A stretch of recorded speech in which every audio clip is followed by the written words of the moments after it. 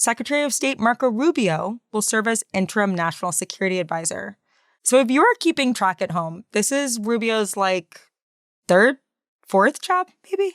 So many jobs. This is the efficiency dream. Have the guy responsible for our international relationships and our national security work part-time in both those roles. Great. Yeah, makes a lot of sense.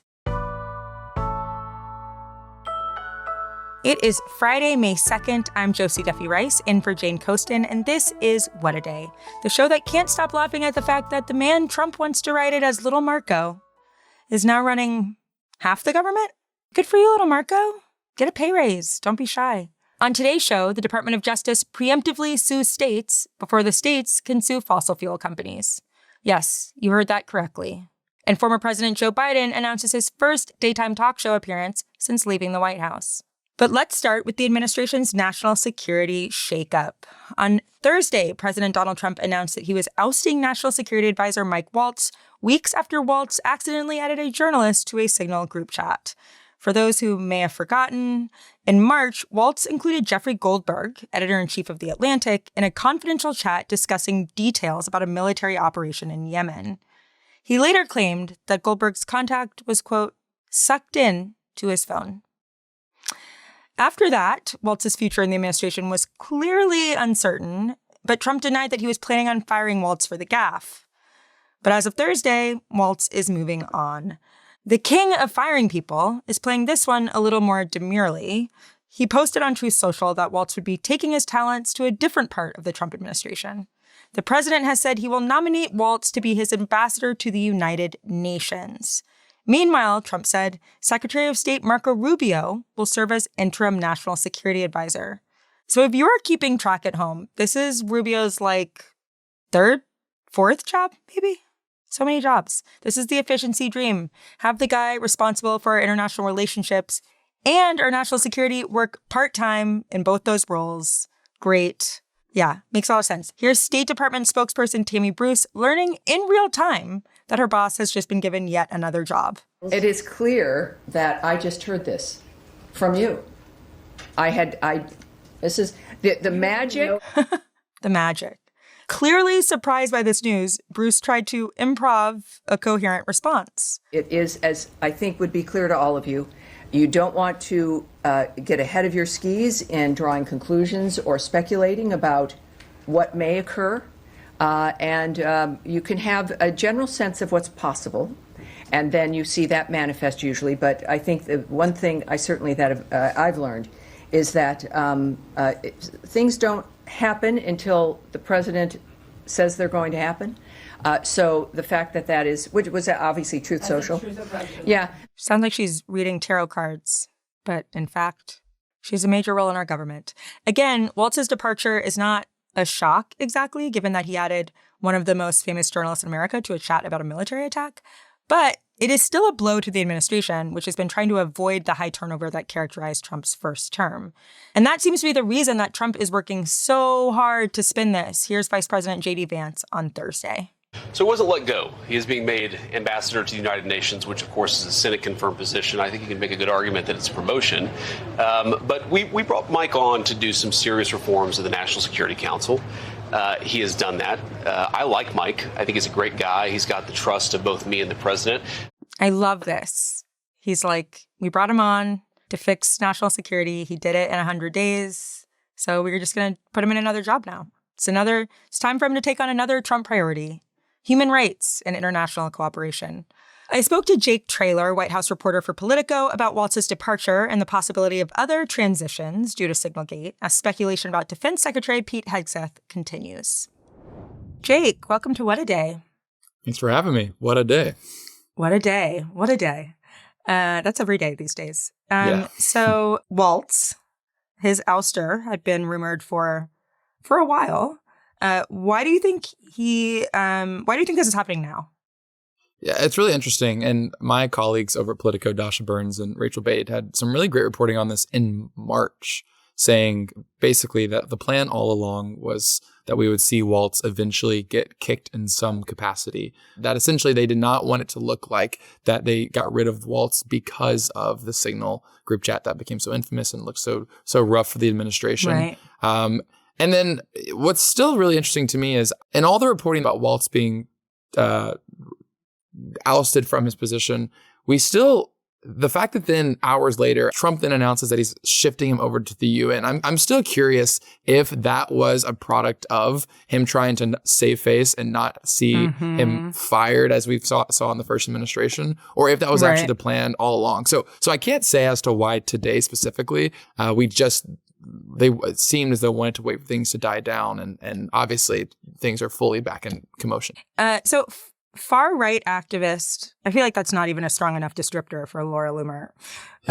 She's something. So, but let's call her a far-right activist, right? She's taken credit for this, for getting Waltz ousted. Is there any truth to that? Like, what do we know about what actually influenced Trump to take this step? Yeah, a couple things. One, we know all along that President Trump was very upset with Waltz and that the situation took place. Waltz is the one, of course, that for those that have had their heads under a rock, he was the one that added the original journalist from The Atlantic into the Signal group chat. So we knew all along that like Waltz was the kind of the scapegoat, the person to blame. Separately, Trump met with Laura Loomer, I think weeks ago now, and it is believed, and it's been reported, I believe as well, that Loomer brought up Waltz as one of the individuals who is not good for Trump to have around in his administration. So to fully credit this happening to Laura Loomer and to the meeting she had with Trump now weeks ago may be too much to assign. She did, however, Politico reached out to her and asked about, was this one of the ones that you had said that you wanted to get out? She just responded one word, Loomered, which is her kind of infamous word for what she does when she gets someone canceled or ousted or taken down. You mentioned that Trump is nominating Waltz to be the next ambassador to the UN. And I'm wondering, on one hand, that's a big job to give someone that you clearly think you can't trust and doesn't know how to do that. But on the other hand, is this a demotion for him? Yeah, well, it's certainly interesting because some would argue this ambassador to the UN role could be a more significant role than the one he was currently in. The ambassador to the United Nations is a very significant role, especially right now in terms of just everything going on globally and Trump's kind of isolationist technique. But for a long time, there's been criticism of Waltz in this position even before Signalgate took place. I would say, at least publicly, this doesn't appear as a demotion. Trump isn't one to care too much about titles per se when it comes to stuff like this. Right. And now, craziest of all is Marco Rubio doubling as Secretary of State. Yeah. But also now as NSA as well. Yeah. Well, that's what I was going to ask you about next. So, Marco Rubio has too many jobs. I think we could, we can all agree.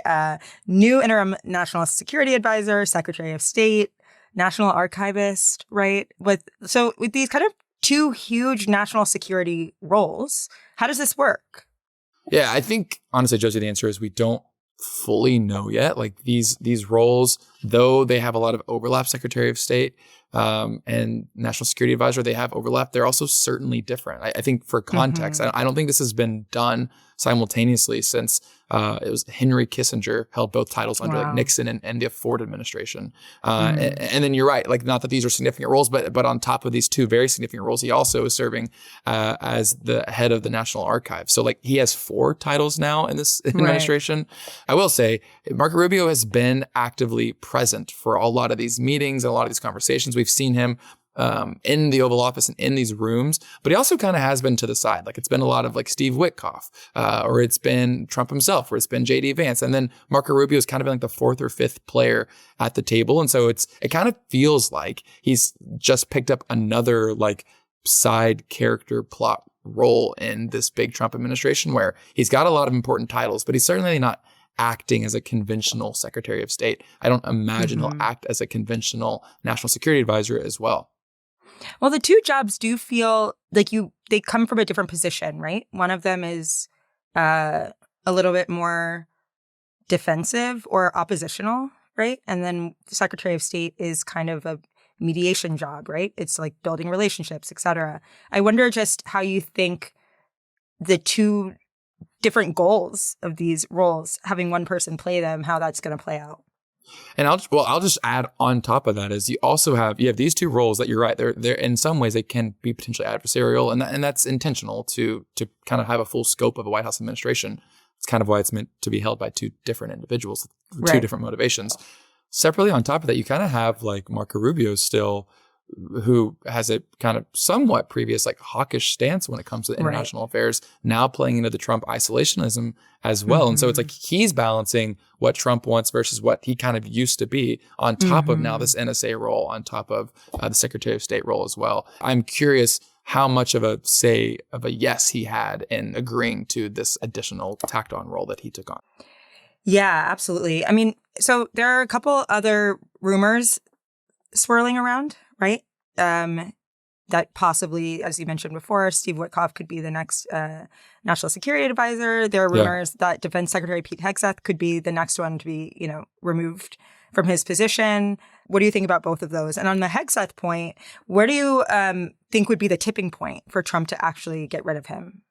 Yeah, it's a good question, because I think what we've seen is Donald Trump likes Pete Hegseth, and he has liked him. And we even saw in the cabinet meeting, like just a couple of days ago, like he joked with him, like, "Oh, my most controversial cabinet member." Like Trump's aware of the controversy surrounding Hegseth, but like views him kind of as this like maverick who has faced a lot of controversy. I don't know what will be the thing to tip Trump off on Hegseth. Also, it's worth noting too, the White House and Trump have very heavily attempted to not have a first administration like they had, where people were flying out left and right, where there was infighting, where there was firings. I think at all costs, they're trying to avoid another version of this. So I think it would take a lot for Hegseth. That being said, there are a lot of eyes on Hegseth, and there's a lot of concern around how much he can be trusted and how much authority he should be given right now, given everything that's happened over at the Pentagon.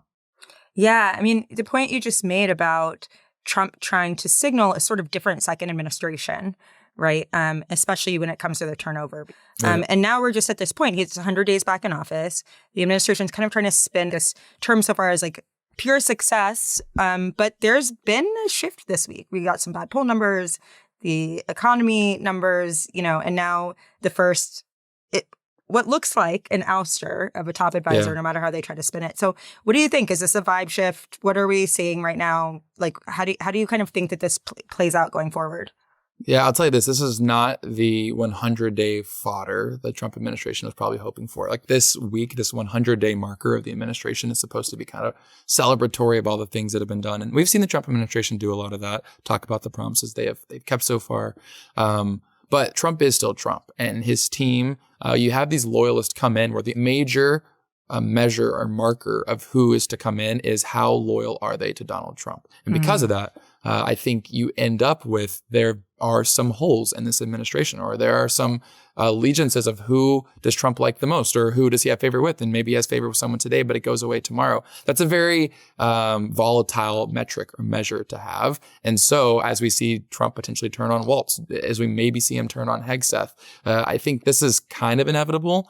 And it doesn't mean that all the marbles are now going to fall out and we're going to see firings left and right per se. But I do think this is kind of true to form Trump. It doesn't mean it's an entire return to the first administration. But I think a lot of us kind of had senses something like this was coming all along, and it's kind of coming to fruition now. Jake, thank you so much for joining us. Thanks for having me. Hey, you watching on YouTube, subscribe to our channel. It is a great way to support independent media and keep progressive voices like ours alive. Subscribing is one of the most impactful ways you can support what we do, and it takes just seconds. Very little energy, just a little click, and it makes a really huge difference for us.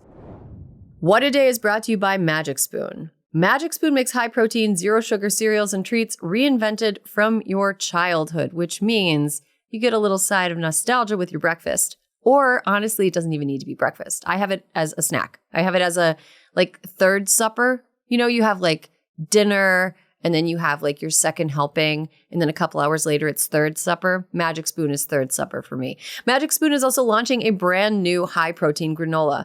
True to the Magic Spoon promise, it's packed with protein and so crunchy. Magic Spoon's high-protein treats are crispy, crunchy, airy, and an easy way to get 12 grams of protein on the go. They come in mouth-watering flavors like marshmallow, chocolate peanut butter, and dark chocolate.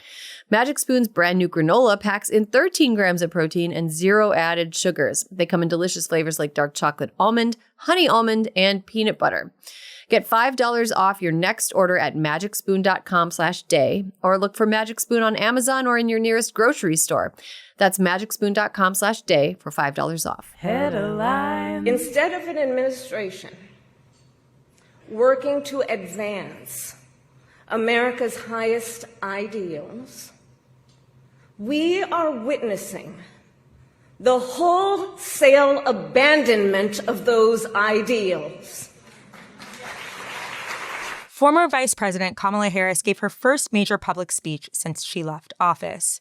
She spoke Wednesday at an event in San Francisco hosted by Emerge, an organization that backs Democratic women candidates running for office. And during her speech, she slammed her former opponent and now Commander-in-Chief Donald Trump. Harris went off about everything from the president's tariffs to his immigration crackdown to his assault on colleges and universities. We all know President Trump and his administration and their allies are counting on the notion that fear can be contagious. They are counting on the notion that if they make some people afraid, it will have a chilling effect on others. But what they're overlooking, what they have overlooked, is that fear is not the only thing that's contagious. Courage is contagious. Harris has largely kept out of the public eye since her loss in 2024. Her fiery speech Wednesday could signal that she's gearing up for a political comeback.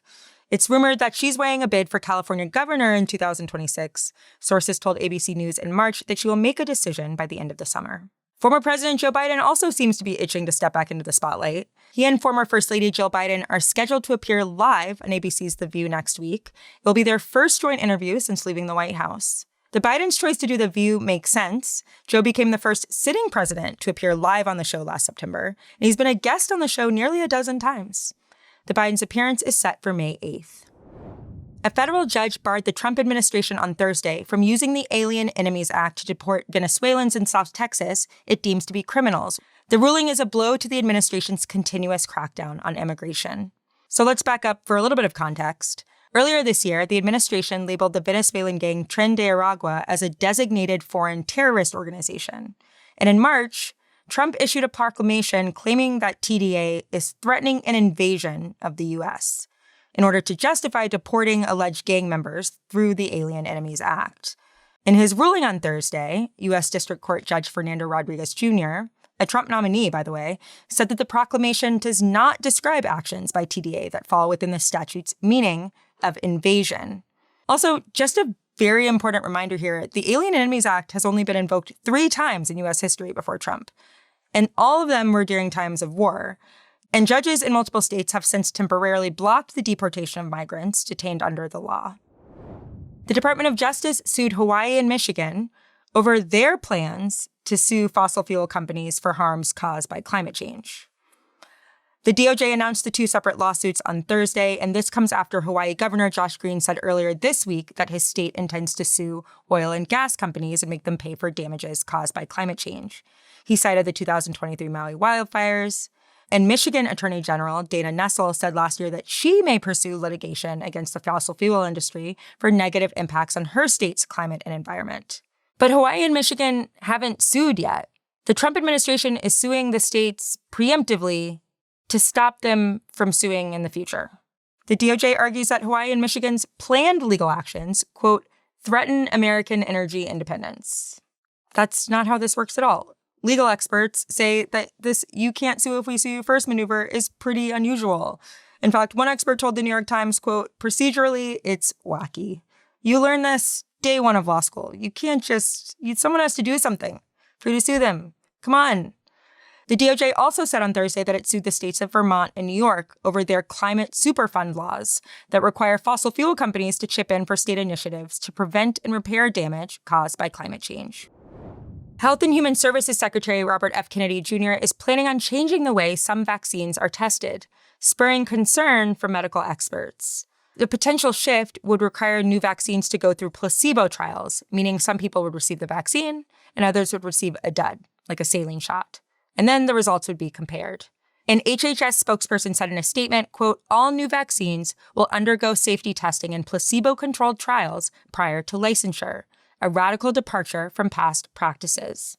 Health experts say it's common to test vaccines for new viruses this way, but they say it makes little sense to do this for diseases where effective vaccines already exist, like polio or measles. Not to mention it's potentially unethical. You'd essentially be giving someone a placebo for a disease with an existing effective intervention, leaving them more vulnerable to getting sick. The new testing could delay COVID boosters in the fall. And that's the news.